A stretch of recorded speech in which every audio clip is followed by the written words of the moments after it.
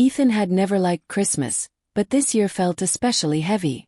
The city glowed with lights, and every storefront window seemed to boast perfect families and perfect couples. From the back seat of his black SUV, he watched people laugh as they hurried down the snowy sidewalk, arms full of gifts. He could buy anything in those bags 100 times over, yet somehow he had never managed to buy what he wanted most.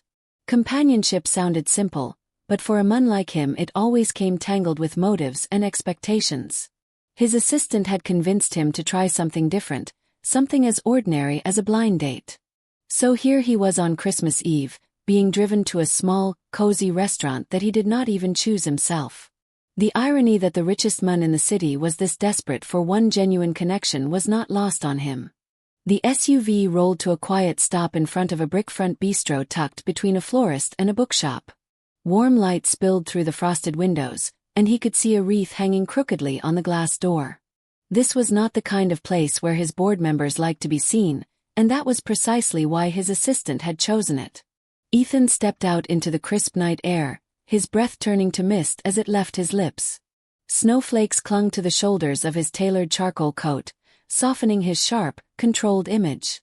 Inside, he could hear muffled laughter and the clink of cutlery against plates. For a moment, he almost turned back to the car, ready to call the driver and abandon the whole idea. Then he reminded himself that even cowards had to grow up eventually, and he pushed open the door. The warmth hit him first, along with the faint smell of roasted turkey, butter, and cinnamon. Christmas music hummed in the background, not loud enough to be annoying, just enough to thicken the air with nostalgia he did not want. People turned briefly to look at him as he entered, some recognizing his face from magazine covers and business articles. He gave a small nod, already regretting that he had not come in a simpler coat, something less obviously expensive. A hostess with a red ribbon in her hair greeted him with a polite but slightly nervous smile. Her eyes flicked quickly to his watch, then to his shoes, as if cataloging just how out of place he was here. Ethan gave his name, feeling strangely exposed as he said it, as though admitting a secret rather than announcing a reservation. "Your table is ready, Mr. Clark," she said, her voice soft but efficient. "Your guest hasn't arrived yet, but she did confirm earlier." He nodded, trying to swallow the pinch of disappointment that came whenever someone did not match his timing. He followed her through the room, weaving between tables covered in mismatched candles and simple white plates. A little boy in a reindeer sweater stared at him openly, chocolate smeared across his cheeks, and Ethan almost smiled. The table reserved for him sat by the window, with a view of the street where snow kept drifting lazily down. A single candle flickered between two neatly folded napkins, and someone had placed a tiny sprig of holly on each plate. It was all so ordinary that it felt foreign, like he had stepped onto a movie set. He took off his coat carefully and draped it over the back of the chair, then sat down facing the door. His phone buzzed in his pocket, but for once he ignored it. Tonight was supposed to be about something other than numbers, deals, and crises. He straightened the cutlery without thinking, then stopped himself, annoyed that he was still trying to control something as small as the angle of a fork. On the table beside him, a couple in their 60s shared a dessert, leaning in close as they laughed over a private joke. He watched them for a second longer than he meant to, feeling a little like a child with his face pressed to glass. He wondered if they had ever sat across from each other, wondering if the other person was only there for status or money. A waitress passed by carrying a tray of drinks, and Ethan's attention shifted briefly. She moved quickly but with a kind of ease that caught his eye, balancing glasses with steady hands. Her dark hair was pulled into a loose bun, and little strands had escaped to frame a face that looked both tired and kind. She did not stop at his table, only glanced his way long enough to offer a short, genuine smile before heading to another group. There was no flicker of recognition, no calculating look at his clothes, no widening of eyes because of who he was. It was strangely refreshing, like suddenly breathing real air after hours in a boardroom. He found himself exhaling a breath he did not realize he had been holding. Minutes began to stack on top of each other, quietly at first, then with weight. 5 minutes past the agreed time turned into 10, and 10 slid into 20. Ethan checked the door each time it opened, his chest tightening with a mix of hope and irritation. Maybe traffic is bad, he told himself, glancing past a family shrugging off their coats. Maybe she's just nervous, maybe she's fixing her hair in a car mirror. His fingers tapped unconsciously against the table, forming the same impatient rhythm he used during long conference calls. The candle between the plates burned lower, wax beginning to drip down one side. Without looking, he finally pulled his phone from his pocket. There were 3 emails marked urgent, a handful of messages from people who only wrote when they wanted something, and a single text from his assistant. She confirmed again an hour ago. Be patient, it read, with a smiley face tacked on as though that would soften the command. No more updates. No apology message from the woman he was supposed to meet, no nervous "I'm running late" notification. Ethan locked the screen and set the phone face down, feeling the familiar tug of anger simmering under his ribs.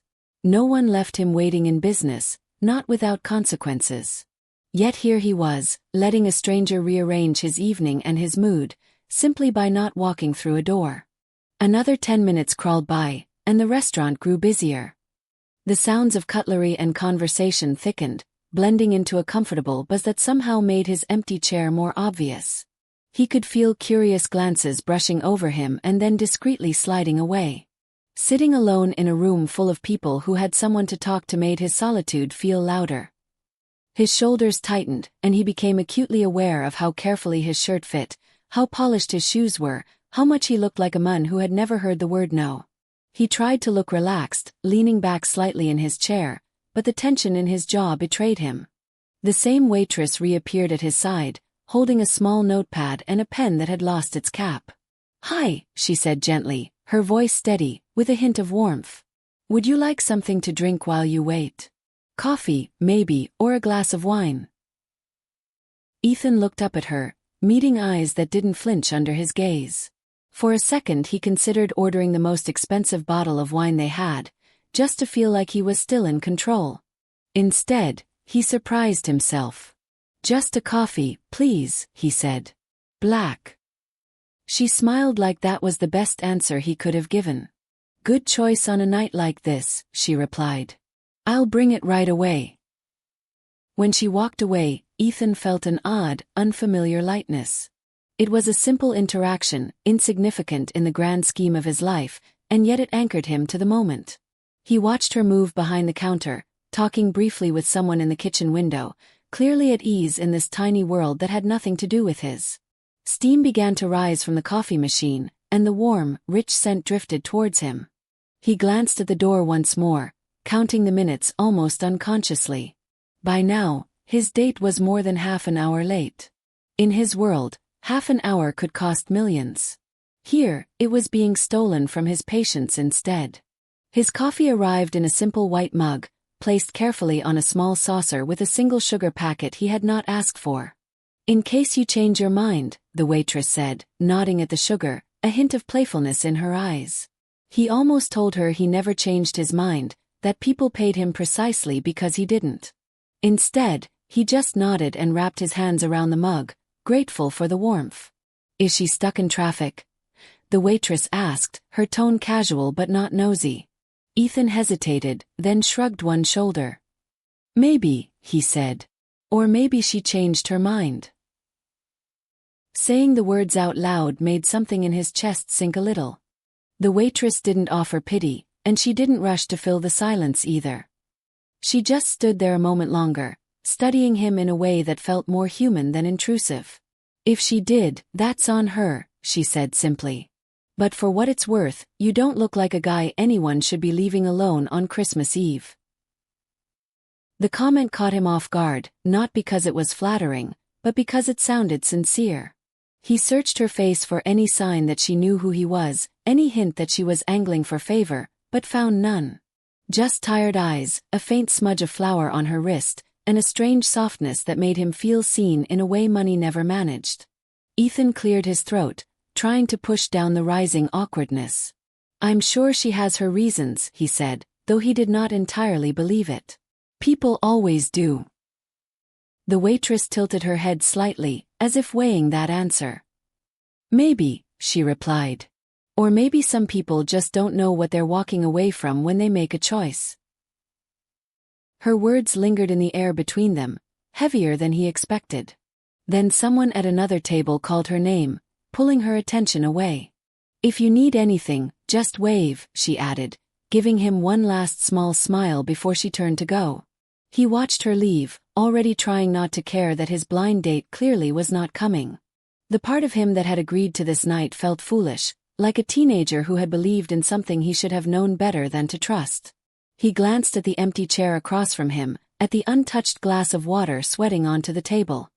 For a moment, he imagined a woman sitting there, laughing at his sarcastic remarks, asking him about something other than his net worth. The picture vanished almost as quickly as it appeared. The reality was simpler and harder. He had been stood up on Christmas Eve. The richest man in the city had just been rejected before the evening even really began. Ethan sat motionless for a long moment, listening to the hum of conversation around him and the quiet carols drifting from the speakers overhead. The reality of being rejected felt strangely dull, not dramatic or explosive, just a slow settling weight in his chest. He took a sip of the black coffee, letting the bitter warmth ground him as he looked again toward the door. Each chime of the bell still nudged a reflex of hope he could not quite suppress, but every time, it was someone else shaking snow from a coat or guiding in a child by the hand. He finally exhaled deeply and squared his shoulders. Waiting any longer would only make the situation feel more pathetic, and he had built his whole life on avoiding exactly that feeling. He raised his hand slightly, catching the waitress's eye from across the room. She finished setting down plates at another table and walked back toward him, tucking the notepad into the apron at her waist. "Your guest still hasn't arrived?" she asked, though her expression already told him she knew the answer. Ethan shook his head once. "No," he said quietly. "I think that's the answer right there." The waitress pulled out the empty chair across from him just a few centimeters, as if acknowledging the situation without making it awkward. "I'm sorry," she said simply. There was no false sympathy in her voice, only a gentle honesty that felt disarming. Ethan shrugged again, that familiar defensive gesture. "It happens," he replied. "People make plans and then change their minds." He hesitated, then added, "I guess I shouldn't be surprised." The waitress studied him for a brief second, then leaned the chair back into place. "You know," she said softly, "sometimes things don't show up because something else is supposed to take their place." He gave a humorless half-smile. "You sound like a greeting card." She laughed lightly at that, not offended. "Occupational hazard of working on Christmas," she answered. They shared an unexpected pause, the kind that might have felt awkward with anyone else, yet somehow didn't. The waitress rested her hands on the edge of the table, lowering her voice. "Were you really looking forward to tonight?" she asked. Ethan surprised himself by giving an honest answer. "I was," he said. "Not for anything fancy. I just wanted something normal." Admitting it out loud made him feel exposed, as though he had revealed a weakness he usually kept buried beneath confidence and contracts. The waitress nodded slowly, understanding written plainly across her features. "Normal is underrated," she said. "Everyone wants grand stories and big gestures, but normal is what makes you feel human." Her words struck deeper than he expected. He straightened slightly in his chair, studying her more carefully now. Up close, he noticed faint lines at the corners of her eyes, the tired but resilient look of someone who worked long hours and learned to keep showing up anyway. "You talk like someone who's had to learn that the hard way," he said. She didn't deny it. "Most people have," she replied. "Some just hide it better than others." A manager passed by and gave the waitress a pointed look, silently reminding her of the full dining room. She glanced over her shoulder, then back to Ethan. "I should get back to work," she said. "But you shouldn't sit here feeling invisible." She reached for the menu still unopened in front of him. "If you'd like to eat, the kitchen's still going strong. Christmas turkey is honestly the best thing we make all year." Ethan hesitated. The idea of eating alone made him uncomfortable, but leaving without dinner somehow felt like letting the rejection win. "All right," he said finally. "I'll have whatever you recommend." Her face brightened. "Good choice," she said. "I'll bring you the turkey special." She turned to leave, then paused. "By the way, I'm Lily." Something about the simplicity of the introduction felt genuine in a way most of the names he heard never did. "Ethan," he replied automatically, resisting the urge to add his last name. To his relief, she didn't ask for it. "Nice to meet you, Ethan," Lily said, offering another warm smile before moving back into the flow of the restaurant. As he waited for his meal, Ethan found himself watching her instead of the door. Lily glided between tables with quiet confidence, checking on families, refilling drinks, laughing softly with regulars who clearly knew her well. There was an ease to her presence that fascinated him. Nobody here treated her like a background detail. She seemed woven into the place itself. And yet she wasn't dramatic or loud, just steady and kind. For reasons he couldn't fully name, the simple way she treated him, as just another customer, felt more validating than any VIP seating or exclusive invitation ever had.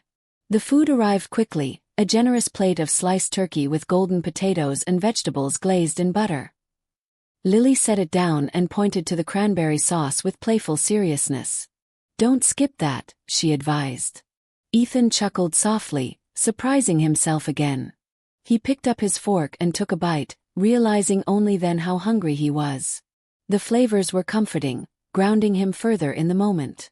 Lily lingered nearby long enough to make sure he liked it. "It's good," he admitted. "Better than I expected." She smiled proudly, as if she had cooked it herself. Between bites, Ethan glanced up. "Do you usually work Christmas Eve?" he asked. Lily nodded. "Every year," she said. "Someone's gotta do it, and I don't really have big plans anyway." Her tone was casual, but something in her eyes hinted at old disappointments she didn't put into words. "No family dinner?" he asked gently. She shook her head. "My mum passed a few years ago, and my dad lives out west. We talk on the phone, but that's about it." The openness took him by surprise. People rarely spoke to him so freely without calculating how much to reveal. "I'm sorry," he said. It felt inadequate, but sincere. Lily shrugged slightly. "Life keeps moving," she replied. "You either move with it or let it drag you." She nodded toward his plate. "Eat while it's hot. Philosophy pairs badly with cold turkey." He laughed again, this time more easily, and obeyed. The heaviness in his chest softened as appetites and simple conversation replaced the sting of being abandoned. They spoke in short exchanges whenever Lily had a moment between tables. She told him about the small community college classes she took in the mornings, hoping to become a social worker. He shared only selective details about his own work, keeping things vague enough not to reveal the scale of his wealth. For the first time in years, he enjoyed how little was expected of him in conversation. He did not have to impress or persuade or manage an image. He only had to respond honestly to a woman who treated him like a person instead of a prize. At one point, Lily refilled his coffee, and he noticed that her hands were slightly red from constant washing and cold winter air. "You work too hard," he said without thinking. She smiled faintly. "Probably," she answered. "But work keeps my brain busy, and that's better than sitting alone with too many thoughts." Her confession echoed his own inner life more closely than he liked to admit. He wondered briefly how two people living such different lives could share so much emotional similarity. The thought unsettled him, but also intrigued him. The restaurant began to thin as families finished their meals and bundled up to head home. Plates were cleared, candles snuffed out, chairs stacked in quiet corners. The night outside the windows had deepened into a peaceful blanket of snow, glowing softly under streetlights. Ethan finished his last bite and set down his fork, realizing he felt strangely reluctant to leave. Despite the rejection earlier, the evening had not turned out empty after all. Something about Lily's presence had transformed what could have been a painful night into something unexpectedly warm. He reached for his wallet, reflexively pulling out several high-value bills. Lily intercepted the motion instantly. "No tips until you see the total," she teased, though she gently nudged his hand back toward the table. When she brought the bill, the amount was modest, almost laughably so compared to the sums he usually dealt with daily. He added an excessively generous tip anyway, not as a show, but because it felt like gratitude rather than obligation. Lily's eyebrows rose when she saw it. "That's way too much," she said firmly, trying to hand part of it back. Ethan closed his fingers over the note gently. "Please," he said. "Just let me say thank you." Lily hesitated, then gave in with a small, uncertain smile. "All right," she said, folding it away. "But you didn't have to." He met her gaze. "I wanted to," he replied. For a moment, the room around them fell quiet again, as though the evening had been pared down to just two people standing at a little table by the window, sharing a strange sense of connection neither had anticipated. As he stood and slipped on his coat, the old emptiness threatened to creep back in. Leaving meant returning to his large, silent penthouse and the familiar echo of loneliness. He hesitated by the edge of the table, unsure if he was crossing a line he had no right to cross. "Lily," he said carefully, "would you like to join me for a walk? Just around the block. It's a clear night." The invitation hung in the air, risky and unplanned.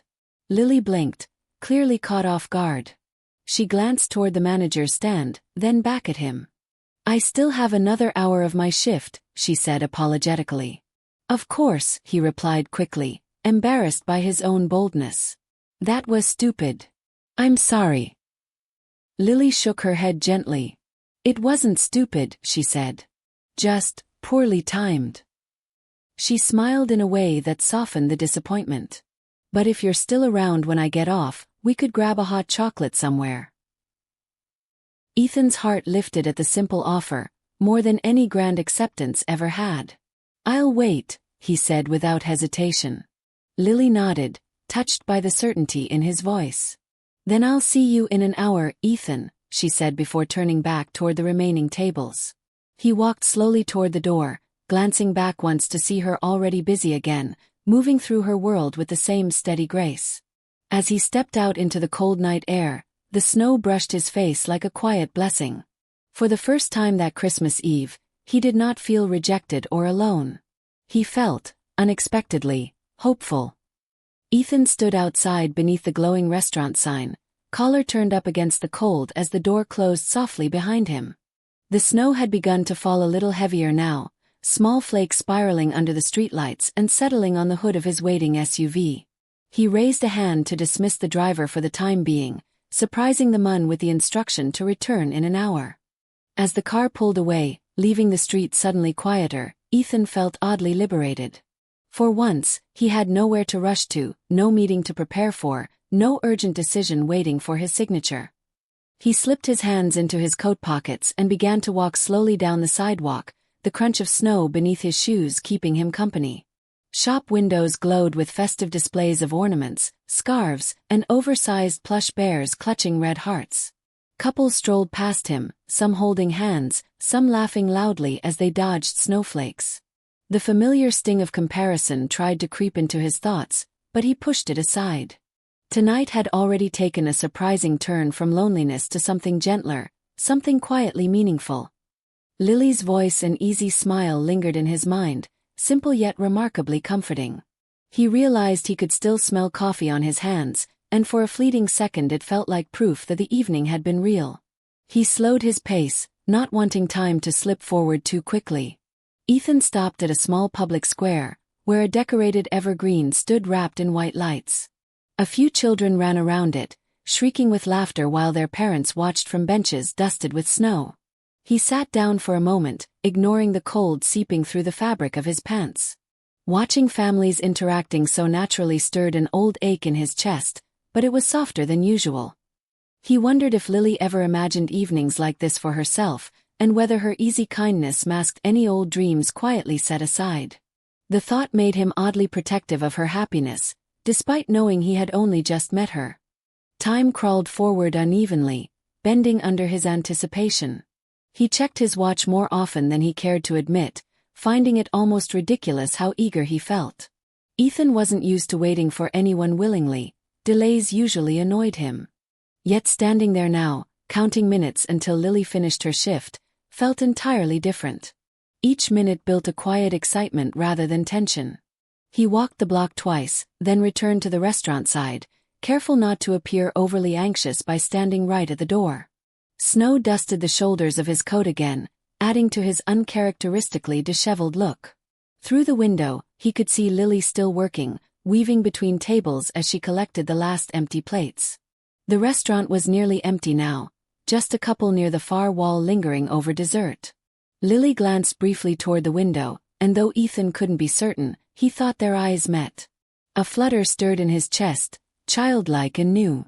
He raised a hand slightly, then immediately felt foolish and dropped it again, shoving both hands awkwardly into his pockets. The bell over the door chimed as another customer exited, trailing a cloud of warm air into the street. Finally, the lights inside dimmed a little more, signaling closing time. Ethan straightened unconsciously, his pulse picking up for no sensible reason. A few minutes later, the door swung open and Lily stepped out, slipping on her coat as she did. She wore a knitted scarf in a deep burgundy color that brought out the warmth in her face, and her hair had loosened slightly from its bun. She spotted Ethan almost immediately and smiled, a natural, relieved smile that made the waiting feel instantly worthwhile. "You actually stayed," she said as she approached, amusement lighting her eyes. "I told you I would," he replied, unable to keep the hint of warmth from his voice. They stood beneath the restaurant awning for a moment, uncertain how to begin. Snow drifted lazily between them, settling briefly on Lily's scarf before melting. "So," Lily said, clasping her gloved hands together, "hot chocolate?" Ethan nodded. "Lead the way," he said. She gestured toward a small cafe across the street, still glowing invitingly despite the late hour. They crossed carefully over the slick pavement together, their steps falling into a surprisingly easy rhythm side by side. Inside the cafe, the air was thick with the scent of cocoa and baked pastries. Soft instrumental music played from hidden speakers, creating a subdued, cozy atmosphere. Only two other customers sat near the back, speaking in hushed tones over steaming mugs. Lily ordered for both of them before Ethan could protest, correctly guessing he'd prefer something simple but rich. When the drinks arrived, crowned with whipped cream and a dusting of chocolate shavings, the sight made Ethan smile involuntarily. It felt like something out of an ordinary holiday movie scene, and the normality of it thrilled him. They took a small table by the window, watching snow swirl outside as they sipped. The sweetness contrasted pleasantly with the bitterness of his earlier coffee, warming his chest all the way down. Lily let out a satisfied hum at her first sip. "Best part of winter," she declared. "Definitely beats delivering drinks to 20 grumpy customers." Ethan laughed softly. "I can imagine." He hesitated, then decided to open up a little more. "I don't think I've had hot chocolate since I was a kid," he admitted. "I stopped letting myself enjoy small things for a long time." Lily studied him thoughtfully. "Adult life does that to people," she said. "We're taught little joys are a waste of time." She met his eyes. "But they're usually the things we remember most." Her words stirred something deep in him, memories of quiet mornings with his mother before she passed, of simple treats and shared laughter before his world became entirely about ambition. He realized with a start how little space he had allowed for softness in his life since then. They talked more easily now, conversation flowing without effort. Lily spoke of her childhood in a small lakeside town, where everyone knew everyone else and winter meant skating on frozen ponds. She had moved to the city for school, never quite liking the noise but needing the opportunities. Ethan told her about growing up in an affluent but emotionally distant household, raised more by tutors and schedules than by warmth. He admitted that wealth had not brought him peace, only expectations he could never quite escape. Lily listened without judgment, her attention unwavering. At one point, she tilted her head curiously. "You talk about your work like it weighs a lot on you," she said gently. "What do you actually do?" Ethan paused. This was the moment he usually dodged or redirected, afraid that revealing the truth would shift the connection into something false. But Lily felt different. She deserved honesty. "I run an investment firm," he said. "Big enough to stay in the news sometimes." Lily smiled lightly. "That sounds stressful." She did not press for details, did not ask numbers or boast about recognition. Her disinterest in the status aspect of his life was almost as striking as the interest she had in him as a person. The cafe clock ticked quietly as time slipped away. Outside, snow fell more steadily, coating cars and sidewalks alike in a gleaming white hush. Ethan found himself wishing the world could remain suspended like this, with no demands beyond conversation and warm drinks. Lily checked her phone briefly, then sighed. "I should probably head home soon," she said reluctantly. "Early class tomorrow." He nodded, feeling a small pang of disappointment. "Of course," he said. "I don't want to keep you." They stood together outside the cafe once more, the cold rushing back into their senses. For a moment neither spoke, each reluctant to end the unexpected night. Ethan cleared his throat. "I'm really glad my evening turned out the way it did," he said quietly. "Even if it didn't turn out the way I planned." Lily smiled. "Sometimes unplanned is better," she replied. They began walking slowly down the sidewalk, in the general direction of her bus stop, their arms brushing occasionally as they avoided patches of ice. As they neared the stop, Lily slowed her pace. The illuminated shelter ahead glowed softly in the snowfall. "I had a nice time too," she said, turning to face him. "I wasn't expecting to when I walked into work tonight." Ethan met her gaze, the words he wanted to say crowding behind his teeth. He settled for honesty again. "I was hoping, maybe we could do this again sometime. Dinner that doesn't involve getting stood up." Lily laughed gently. "I'd like that," she said. "Very much." The bus arrived with a hiss of brakes and a rush of warm air from inside.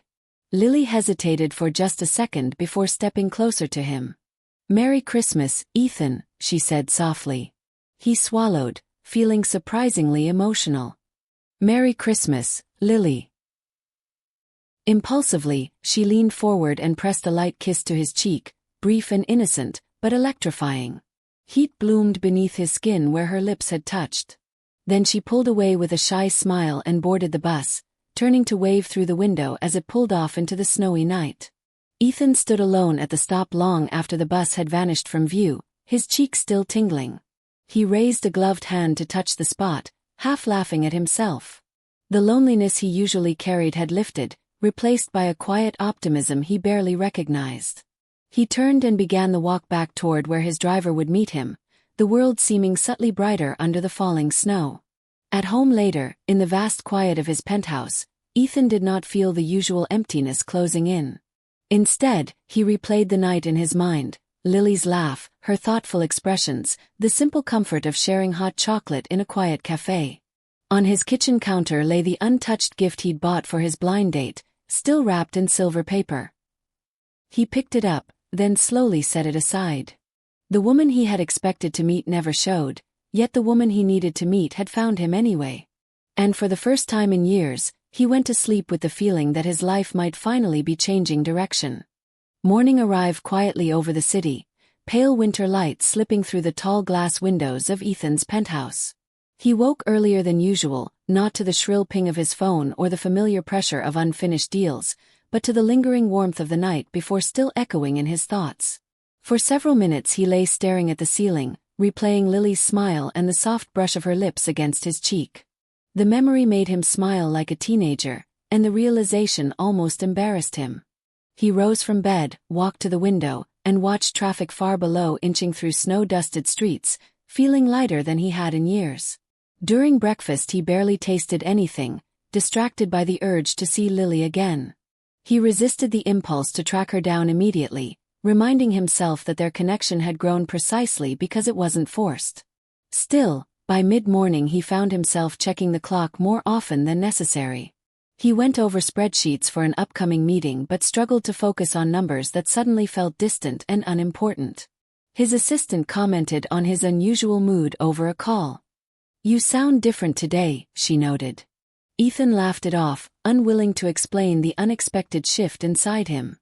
By early afternoon, he decided to act. He still had the receipt from the restaurant tucked in his wallet, with the cafe's branding stamped in the corner.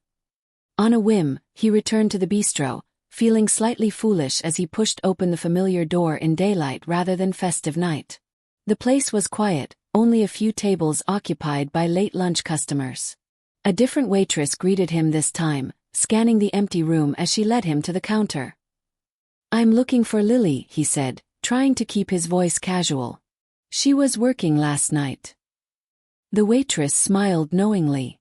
"Lily comes in a bit later today," she explained. "Shift starts at 4. Ethan nodded, disappointment flickering through him, then thanked her and left. Outside, he paced the sidewalk for a second before exhaling slowly. Waiting a few hours felt oddly harder than waiting at the cafe the night before, but he resolved to be patient. He spent the remaining time wandering through nearby shops, buying small, thoughtful items without being sure who they were for yet, an art postcard set, a soft-knit scarf he didn't even realize he chose in a color similar to Lily's. As 4 o'clock drew near, he returned to the bistro and took a seat at the counter. When Lily finally stepped through the back door in her work jacket, hair loosely tied up again, his heart jumped unreasonably fast. She spotted him almost instantly, surprise and delight blooming across her face. "Ethan," she said, approaching with a grin. "You're back already." He chuckled. "I wasn't sure how else to say hello," he admitted. "I hoped I might catch you before your shift." She shook her head in amused disbelief. "That's a pretty bold move." He lifted his hands in mock surrender. "Desperation can lead to bravery," he joked. Her smile softened. "I'm glad you came," she said simply. She had to change into her apron quickly, so their conversation was brief and playful while she prepared. He ordered only a coffee this time, content just to sit and watch her work until she found moments between tables to chat. They talked about small things at first, how heavy the snowfall had been overnight, how busy the holidays made the restaurant, how Lily's sociology assignment was making her rethink everything she thought she knew about people. Gradually the conversation deepened, and the familiarity between them felt natural rather than rushed. When Lily took a 10-minute break, she joined him at a small corner table near the window. Their shoulders brushed as they leaned in to keep their voices low. Ethan noticed the same comforting energy from the night before settling between them. "I was worried you wouldn't actually come back," Lily confessed. Ethan met her eyes. "I was worried you would forget me," he replied honestly. She laughed softly. Hard to forget getting abandoned on Christmas and then rescued over hot chocolate. The humor eased the moment, but the emotion beneath lingered. Ethan took a breath. "I'd like to take you to dinner, properly this time.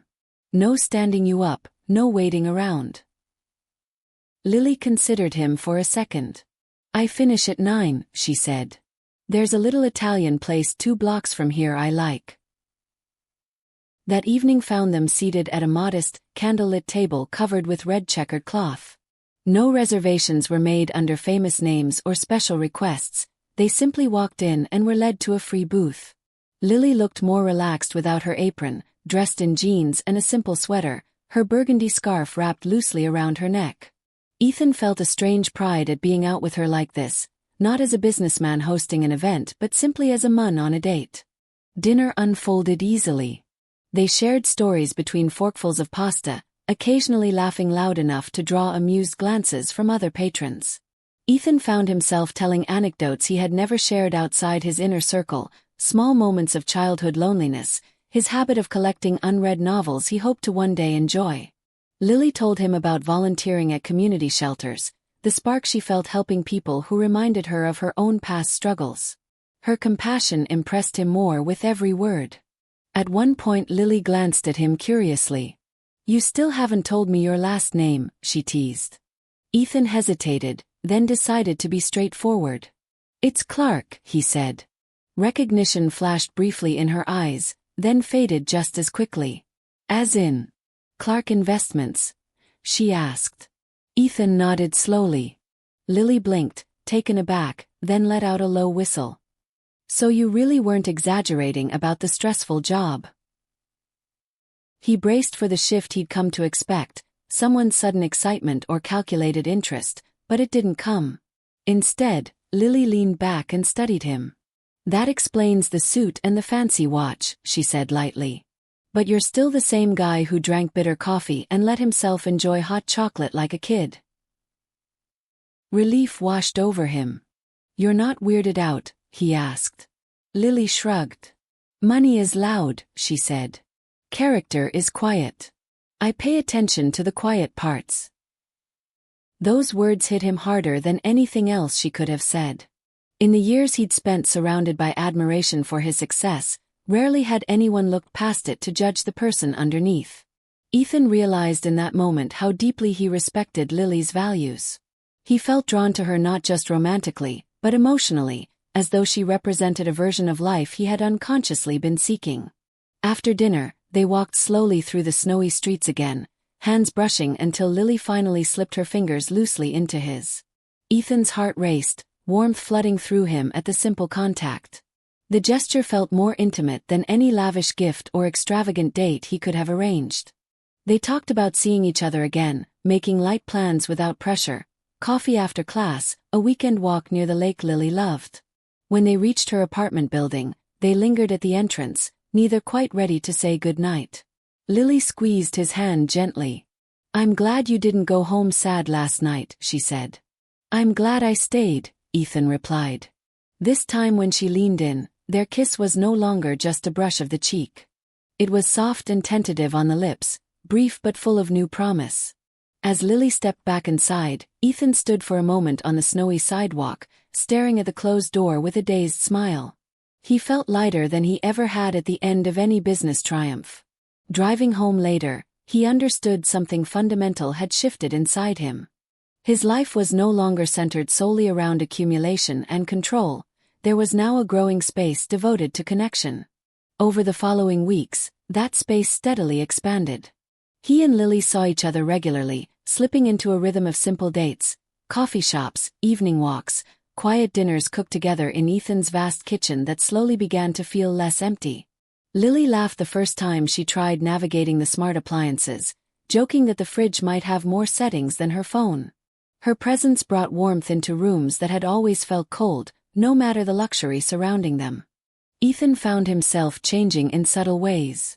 He started leaving meetings on time instead of staying late for perfection's sake. He muted work emails during their dates. He noticed people more, waitstaff, drivers, assistants, treating each interaction with greater patience and appreciation. Lily's grounded approach to people's worth began shaping his own outlook. One evening as they sat on his balcony overlooking the city lights, Lily leaned against his shoulder and said quietly, I think we found each other when we needed to. Ethan wrapped an arm around her, gazing across the glowing skyline with a sense of calm unfamiliar but welcome. He knew life was rarely a neat story of perfect timing, yet this connection felt right precisely because it had been unexpected. And in the quiet heart of that realization, he felt certain their journey together was only beginning. Winter drifted slowly toward its end, and the city thawed as days grew brighter and longer. Snow gave way to wet sidewalks and the first cautious hints of green in window planters. For Ethan, the changing season mirrored the steady transformation inside his own life. His routines no longer felt rigid or lonely, they bent, softened, and reshaped around Lily's presence.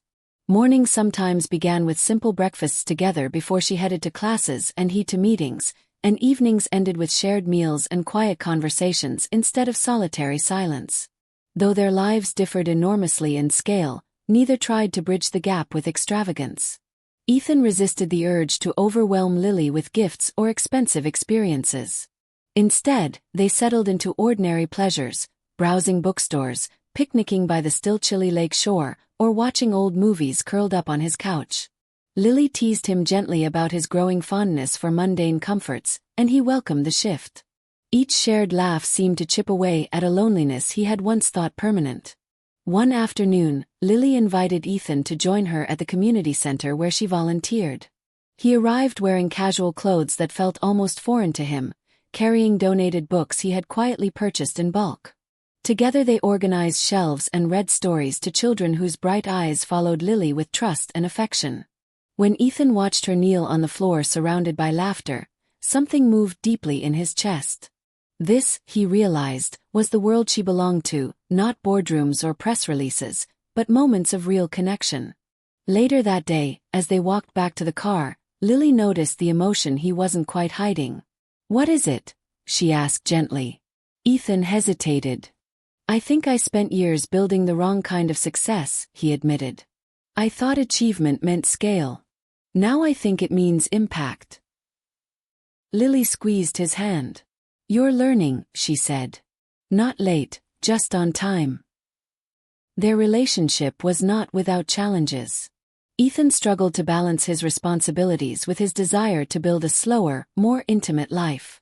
Lily sometimes felt overwhelmed entering parts of his world that were still glossy and intimidating. They navigated misunderstandings about schedules, privacy, and the inevitable intrusion of public attention once rumors of Ethan's private life began to circulate. Yet instead of pulling them apart, each difficulty forced honest conversations, deepening trust between them. One evening, after a long day, Lily sat across from Ethan at his dining table and said quietly, "I don't want to be a guest in your life. I want to be part of it." The words landed heavily, not as a demand, but as a vulnerability. Ethan reached across the table for her hand. "I don't want you as a guest," he answered. "I want you beside me." The simple exchange clarified what they both had been feeling. Their connection was no longer just a beautiful accident, it was a choice. Spring arrived fully a few weeks later. Ethan arranged a day off from work, something he would once have dismissed as impossible, and took Lily to the lakeside town of her childhood.